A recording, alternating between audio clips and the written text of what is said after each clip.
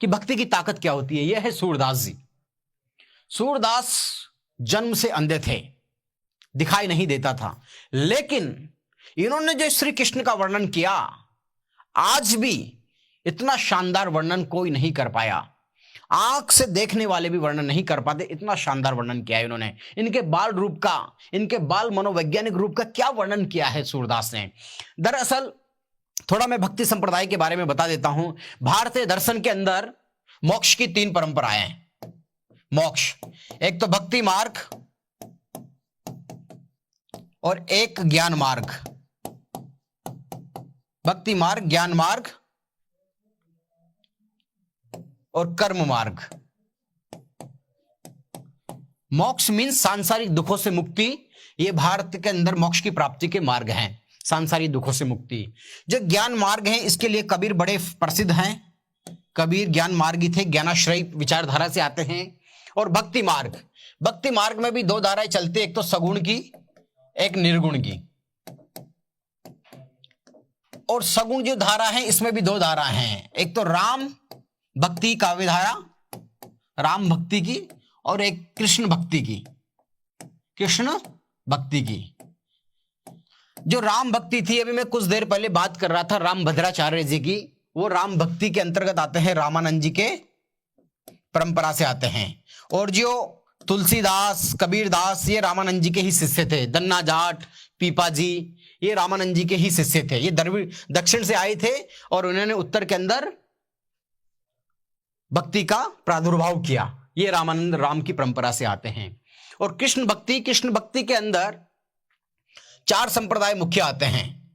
कृष्ण भक्ति के अंदर एक आता है वल्लभ संप्रदाय, एक राधा वल्लभ संप्रदाय, एक गौड़ीय संप्रदाय, और एक आता है निम्बार्क संप्रदाय। जो वल्लभ संप्रदाय हैं, इसकी स्थापना की थी वल्लभाचार्य ने, फिर इनके बेटे हुए विठलनाथ। और जो राधा वल्लभ थी, इनकी हित हरिवंश ने स्थापना की थी, जिसकी परंपरा को अभी हित प्रेमानंद गोविंद शरण जी महाराज चला रहे हैं। गौड़ीय संप्रदाय, इसकी स्थापना की थी चैतन्य महाप्रभु ने, जिन्हें गौरांग भी कहा जाता है। इस्कॉन की स्थापना की थी श्री प्रभुपाद महाराज ने। वो चैतन्य महाप्रभु की परंपरा से आते हैं। आपने कई विदेशियों को सुना होगा, हरे कृष्ण हरे राम हरे राम हरे राम हरे हरे, हरे कृष्ण कृष्ण कृष्ण हरे हरे, हरे राम राम राम हरे हरे। वो इसी गौड़ीय संप्रदाय के हैं। आज पूरी दुनिया के विदेशी वृंदावन आते हैं, मथुरा आते हैं, हिंदुस्तान में आते हैं और हरे कृष्ण गाते हैं। वो चैतन्य महाप्रभु के कीर्तन परंपरा के कारण ही ऐसा संभव हो पाया है। एक होता है निम्बार्क संप्रदाय, ये भी कृष्ण भक्ति धारा से आते हैं। जो वल्लभाचार्य थे, वल्लभाचार्य के बेटे और वल्लभाचार्य से शिक्षा दीक्षा लेने वाले 8 कवि हुए, जिन्हें अष्टछाप कवि कहा जाता है। 4 विठलनाथ के, 4 वल्लभाचार्य के। जो सूरदास थे वो वल्लभाचार्य के थे। जो सूरदास थे वो वल्लभाचार्य जी से दीक्षित थे। सूरदास 4 कवि थे ये। इसी तरह विठलनाथ जी से 4 थे। जो सूरदास थे, इन्हें अष्टछाप का जहाज कहा जाता है और पुष्टि मार्ग का सूरज कहा जाता है। पुष्टि मार्ग का सूरज, पुष्टि मार्ग वो है जो वल्लभाचार्य ने चलाया। सूरदास अष्टछाप के जहाज हैं, भक्ति मार्ग के सूरज हैं सूरदास। क्योंकि जब सूरदास पहले दास से और दैन्य भक्ति करते थे, लेकिन जब वल्लभाचार्य से इनकी मुलाकात हुई तो इन्होंने वात्सल्य, श्रृंगार रस और माधुर्य भाव से काव्य लिखा, संगीत दिया, गाते थे, लिखते थे। इनके जीवन में तब्दीली लेके आए वल्लभाचार्य।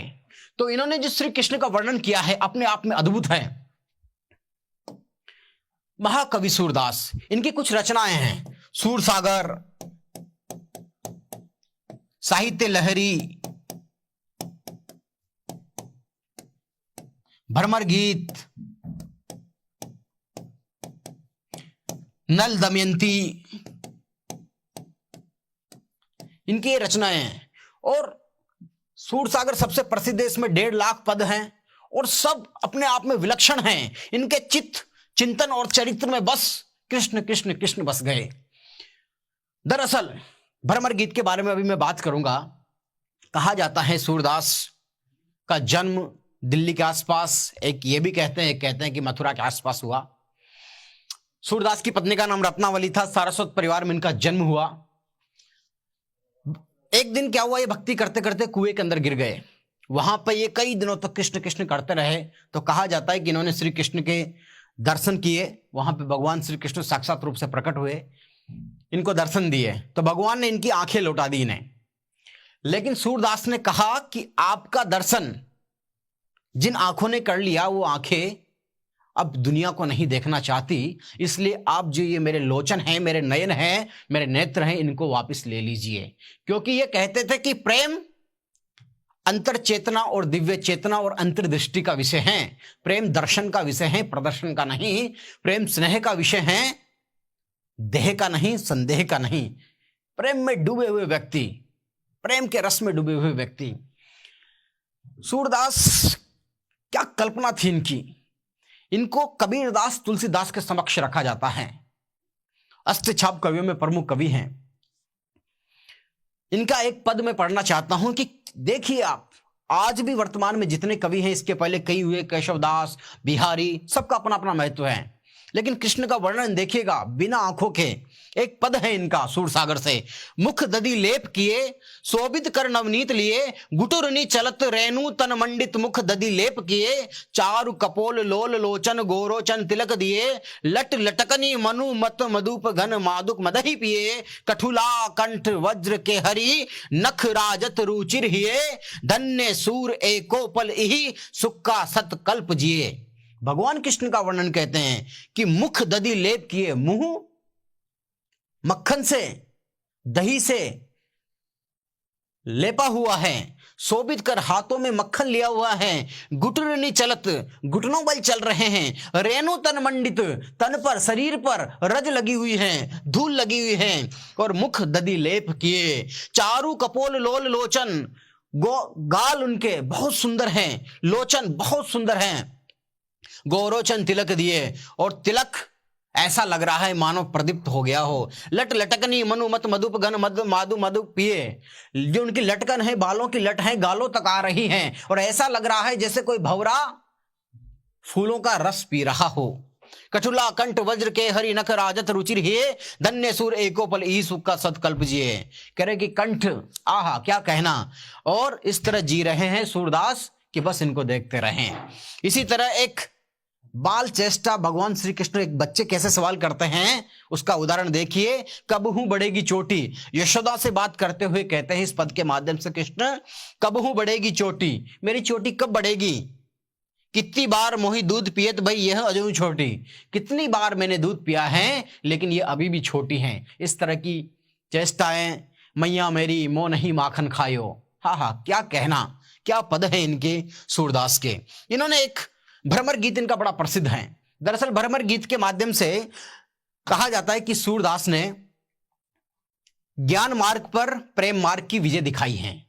दरअसल उद्धव एक बहुत ही ज्ञानी व्यक्ति था। भगवान ने उसको भेजा कि गोपियों को समझा के आओ, क्योंकि गोपियां भगवान श्री कृष्ण के विरह में तड़प रही थी, भगवान के दर्शन करना चाहती थी। तो उद्धव कहता है कि तुम ये छोड़ो, सगुण की कृष्ण की पूजा उपासना, इसको याद करना छोड़ दो। तो गोपियां कहती है कि निर्गुण कौन देश को वासी, आपका निर्गुण कौन है, कहाँ रहता है, इसके माँ बाप कौन हैं। तो उद्धव अपना ज्ञान का अहंकार उसका वहीं टूट जाता है और गोपियों के प्रेम के आगे नतमस्तक हो जाता है।